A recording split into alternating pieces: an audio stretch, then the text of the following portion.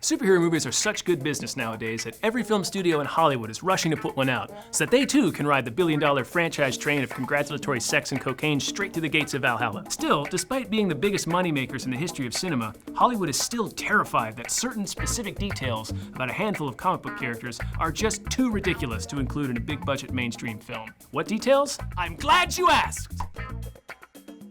20th Century Fox is weirdly afraid to put Dr. Doom in a movie. For all you dweebs not in the know, Dr. Doom is an evil genius with a metal suit crafted by Tibetan mystics who rules over the island country of Latveria. The reason he wears a metal suit is because he was experimenting with powerful forces in an attempt to open a portal to hell and find his mother, but he f***ed it all up and blew his face straight off his skull, reducing the once handsome Victor Von Doom to a hideous dog food man, forced to forever conceal his monstrous form beneath a suit of magical armor. He can do magic. To date, Dr. Doom has appeared in 3 big-budget movies, and not a single piece of any of that incredible backstory I just described has been featured in any of them. In the 2005 movie, Doom is the head of some big corporation that funds the Fantastic Four's expedition into space. In the 2015 version, he's a dirty programmer who lives in a windowless garage, playing video games, eating Chinese food, wearing Google glasses, and refusing to take a shower. He's not even a doctor, he's just a garbage person who accidentally gets superpowers. Both of those films were also infamously gun-shy about Dr. Doom's name.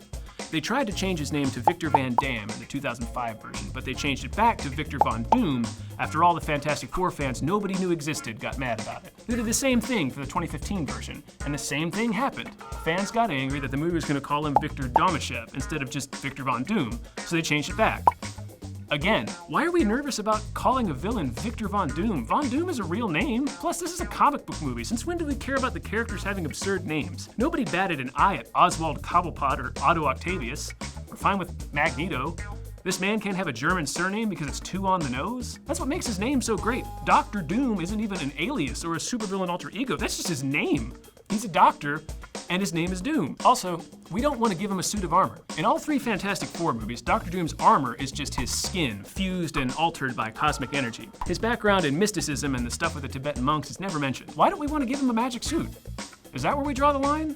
Iron Man has a million suits of armor. Thor flies around by twirling a magic hammer above his head, then throwing it and hanging onto the handle to propel himself through the air with the momentum. That is the most Looney Tunes thing ever, and nobody cares. Audiences didn't stand up in the middle of the Avengers and say, "Wait a minute," and storm out of the theater. Just give us an angry European dictator in a suit of armor. Who gives a shit? We gave an Academy Award to a movie about a man wearing a pair of pointy bat ears and breathing exclusively through his mouth for 140 minutes. Dr. Victor Von Doom, the science blacksmith, is far from our ceiling of ridiculousness.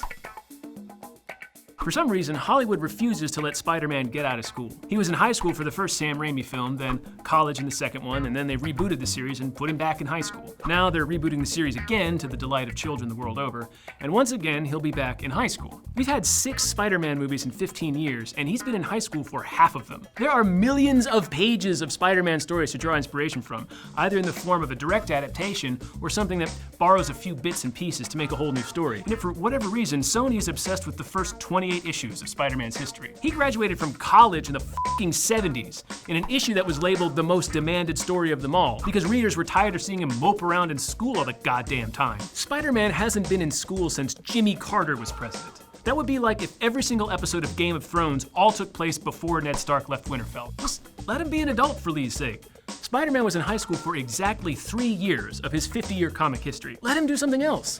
He spent the 80s dancing in nightclubs with Eddie Murphy. I really want to see that Spider-Man movie.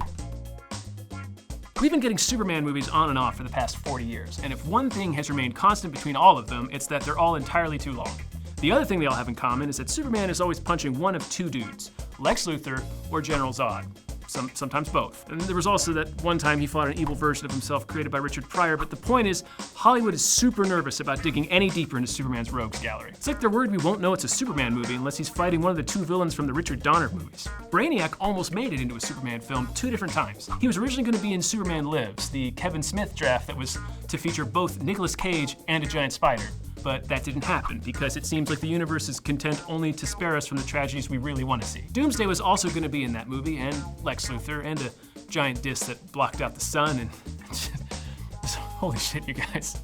Brainiac and Bizarro were supposed to show up in a sequel to Superman Returns, but that just sort of floated along for several years until everyone involved abandoned it. Then Zack Snyder's Man of Steel came along. and we got the same 3 bad guys from Superman 2. Warner Brothers is so scared of showing us a different villain than Lex Luthor or Zod in the upcoming Superman movie that they panicked and said, just have him fight Batman and Lex Luthor. And you know what? Throw Zod back in there too. Wouldn't want anyone to be confused. Still making a Superman movie here.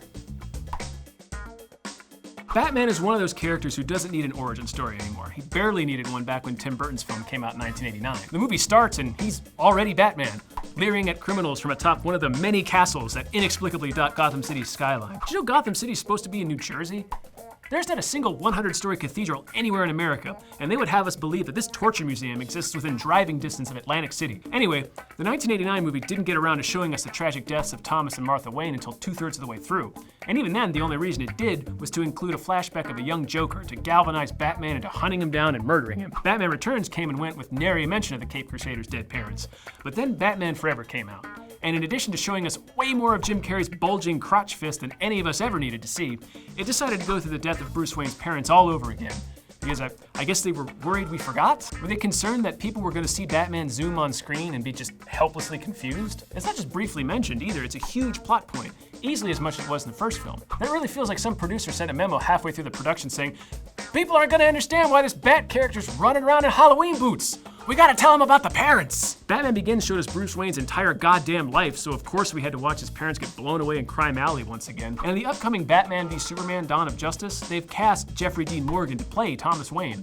So unless they hired him to pose for a photograph in a frame on Ben Affleck's desk, that probably means we're gonna be treated to yet another flashback of the annihilation of Batman's birth givers. We know what Batman's motivation is. We don't really need to keep revisiting what drove him to fight crime in an animal hat. Bruce Wayne has a carousel of tragedy that has resulted from his decision to be Batman, like the death of Jason Todd and the paralyzing of Barbara Gordon. There's a whole other dimension to the guilt complex of this character that movies refuse to address for whatever reason. He didn't even get an origin story in the comics until several issues after his first appearance. Turns out Batman doesn't need that much context. We don't need a refresher every time a new actor gets hired to play him, just do it in a voiceover during the opening credits, like Quantum Leap. Hoping each time that his next leap will be the leap home. Hey, thanks for watching this video about stupid things they won't let superheroes do in movies. If you like it, give me a like, hit the like button, and go down to the comments and let me know what other superheroes they keep seeming to jack up for no reason in movies. Like, why didn't they let Bullseye have a costume in the Ben Affleck movie? Their compromise was to put Irish Colin Farrell in a jacket and then cut a bullseye on his head, because apparently that's less dumb than giving an outfit.